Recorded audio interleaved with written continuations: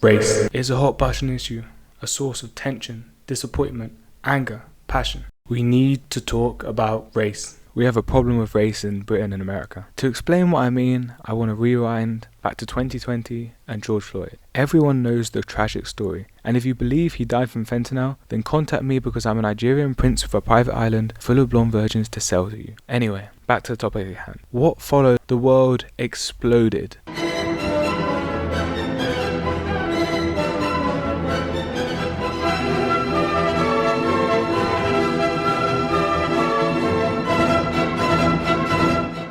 Protests, riots, and important conversations about our history of slavery, colonialism, and discrimination abounded. Money was funneled into black rights organizations like BLM, and serious talk about fundamental criminal justice reforms began to become mainstream. The Overton window shifted so far that Trump was discussing reform. However, where are we at now? 2 years later, criminal justice has been pushed into the wayside. The militarization of the American police remains largely untouched. No serious criminal justice reforms have been attempted, and the lurking threat of violence in our cities grew.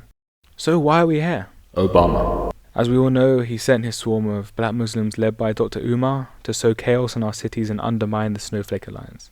I'm joking, of course, but Obama is a relevant character in the story. I'll explain why. You see, in Britain and America, we can very easily view blackness as an immutable characteristic, something in your bones that unites a disparate people under a shared experience and culture rooted fundamentally in oppression. Now, Obama was an exemplar of the limitations of this viewpoint, a failure to understand the diversity of the black community and the fundamental importance of class that has undermined the racial politics since 2020 and has done so for decades and decades and decades. During his presidency, he repeatedly used his black credentials as an aspirational story of the triumph of a boy who overcame racism and fatherlessness to become a successful lawyer and politician. Remember the famous hair touch photo? Inspirational. It was a clear message that he was one of you, one of the small people. Let's interrogate this. How much do the values of Obama really align with Jerome, the local chef from Alabama? Which sounds like a racist stereotype, because you see, I couldn't think of a better name for a racial stereotype. And I'm black, so shut up. Obama was from a background where aspiration and education was a given. Both of the white grandparents who brought him up were successful in their career. His father was a successful economist. His mother, a successful professor with a world-ranging career. Plus, he was brought up in an environment that was multicultural and unsegregated in Hawaii. A far cry from the generational impoverishment of many African American families who were segregated to isolated ghettos based on a history of redlining, formal segregation, and racial discrimination from banks. His children were brought up away from the ghettos of urban America with Secret Service protection, access to elite education, connections greater than you could ever imagine, and went on to gain places in prestigious universities. While he, post-presidency, earned a tremendous fortune from book sales, a Netflix documentary, and spends his time living and socializing in a highly secluded Hollywood community. Now you might be saying, that's a straw man. Obama has Secret Service protection. He was the president. He can't be compared to your average person. And you'd be right. He might be an anomaly, but the more direct, indirect, and ambiguous role played by race in his life is representative of the experience of many middle-class, black, and or mixed Americans. For this black middle class, from Beyonce to SZA to whoever you want to think of in that space, race is interpersonal. A mean comment or unfair prejudice when hiring, or a lack of representation in the workplace, in schools and boards.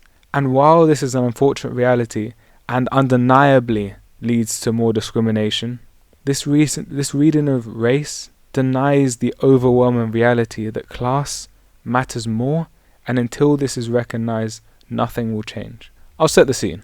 Most Americans live paycheck to paycheck.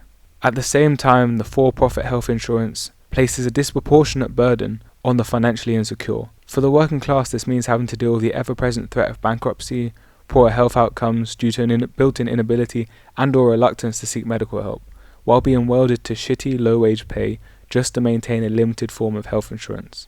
Despite the narrative about the white working class, African Americans are disproportionately working class, and so the issues I stated disproportionately affect black Americans. Therefore, reforms to paid sick leave, minimum wage, union rights, Medicare for all, and so on will have a necessarily disproportionately positive effect on black Americans.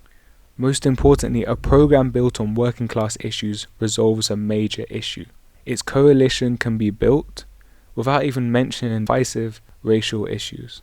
This is important because not only has race not worked as a talking point, but it has very little unifying power in a country, in a world so divided by class.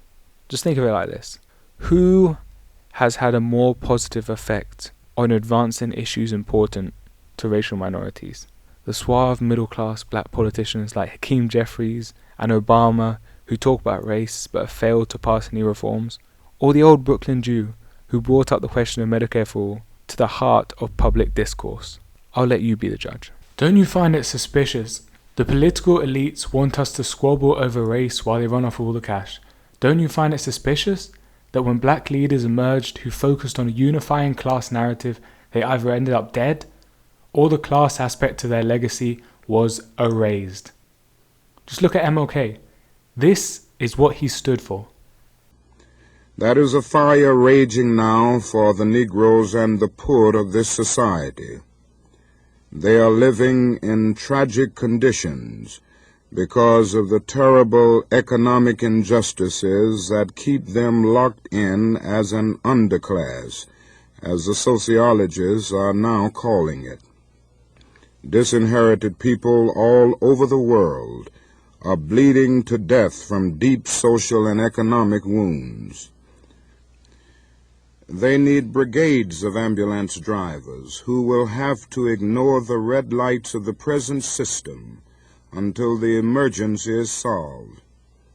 Massive civil disobedience is a strategy for social change which is at least as forceful as an ambulance with its siren on full. In the past 10 And this is what his legacy has portrayed us.